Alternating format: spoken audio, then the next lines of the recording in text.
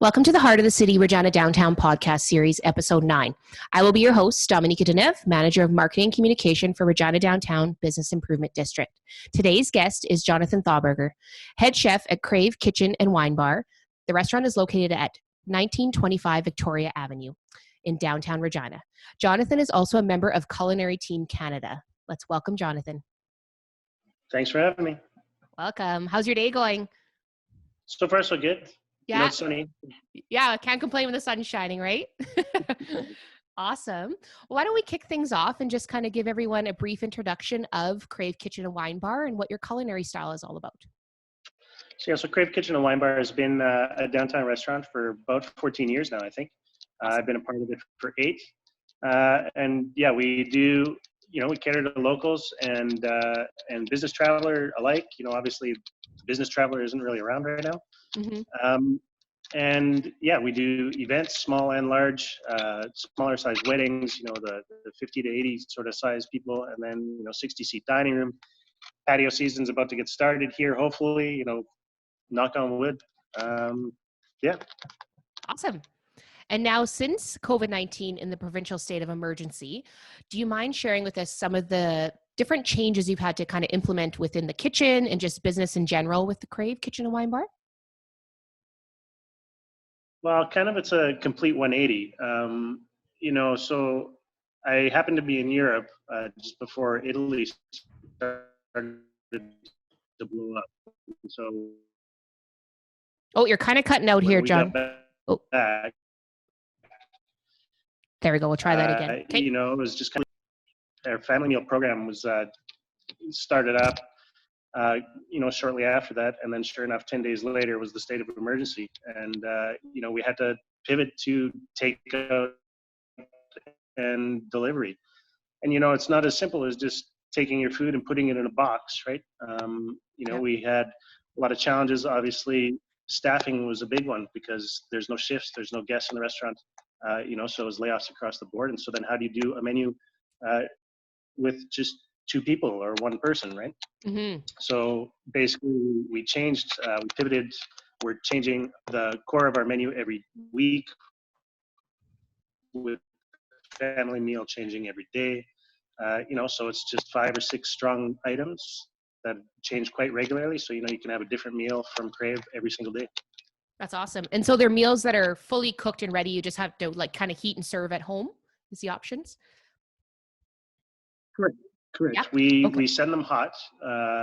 Mostly we're doing pickup, so we can either take it out to your car curbside, drop it in your trunk, or you can come in. We have a little station set up as well as a small off sale for you to meander while payment is processed. Keeping social distancing, is very important to keep not only guests but staff safe. And it's a whole new world out there. We are doing limited deliveries. We're trying to get the phone calls in by 4 p.m. and, then we'll deliver between 5 and 6. Again, just drop at your doorstep. We'll let you know. Keep social distancing is important. We are not using a third-party app at this time. It's just, there's not enough there, I don't think, for us. Okay.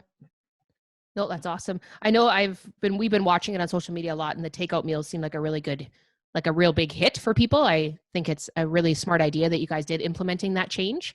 Have you had any issues with, like, say, groceries or anything, or have you been working with any other restaurants within the community to kind of buy off one another or anything like that? Or is this kind of the same with ordering? Has any of that changed for you? Yeah, so it's especially with fresh product, right? Their spoilage is quick, and going through cases of product is not really feasible right now.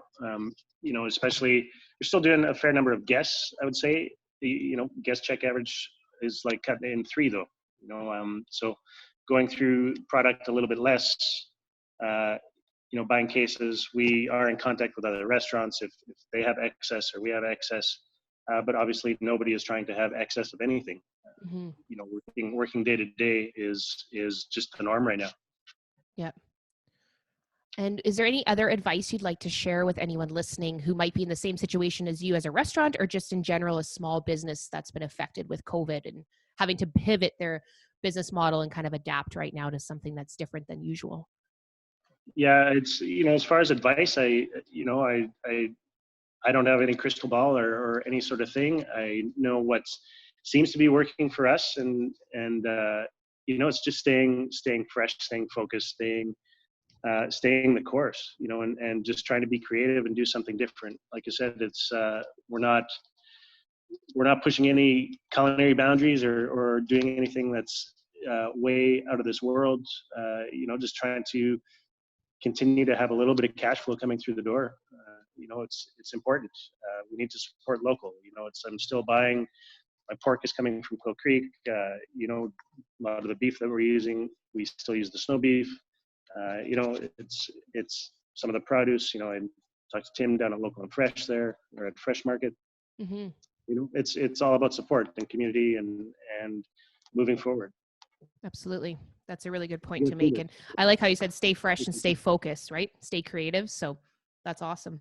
I just want to bring up something too that I know you guys had promoted on your page too, and just in general, a lot of restaurants are taking part in the Canada's Great Kitchen Party. So if anyone's been watching that the last few weeks, tomorrow would be the final one here on Wednesday, April the 29th. And what it is a big online Facebook Live party where they're promoting everyone to do get a takeout meal, start a party at home on Zoom or something with your family. And at 8 p.m. Eastern Standard Time, they're doing live performances on Facebook with a bunch of different artists. And I had mentioned to you, Jonathan, that I watched it there a couple weeks ago, and it was cool because there was some people that are, because everyone's self-isolating or at home in their own studios, if that's where they are, or maybe there was a gentleman out in the wilderness in the bush singing. So it was a really neat experience. So just recommend that if anybody is, able to do some takeout still nowadays, maybe try to get it for the party that's happening here on April 29th, and just kind of help support the Canada's restaurants there and have a takeout day together. So as a community, I think it's a really great initiative. So yeah, it's good support, and it's a national thing, and it's put on by if you're not familiar, it's the Great Kitchen Party, which was formerly gold medal plates, which we had a lot of those competitions in this town and in Saskatoon, and amongst other artists as well. There's some interviews and whatnot with former Olympic athletes. It's a good initiative, and just to keep people interested and involved, right? Right. Yeah. Stay connected, right? Even though we can't physically, but I think it's great. Awesome. Well, did you have anything else you'd like to add, or do you just want to let the listeners know where they can find more information out about Crave Kitchen Wine Bar? So our menus, as I mentioned, are changing every week. So every Monday we're posting the menus for the week, and so we're doing deliveries and takeout Wednesday, Thursday, Friday, Saturday. You can find us at cravekwb.com. And then also our social media avenues, Crave KWB, both Instagram and Facebook. Awesome. Well, thank you so much, Jonathan, for coming on here and just sharing some of the insight about what you guys have done to adapt. And like I said, I really love the idea of stay fresh, stay focused, and stay creative. So thank you so much. We appreciate you coming on. Thanks for having me.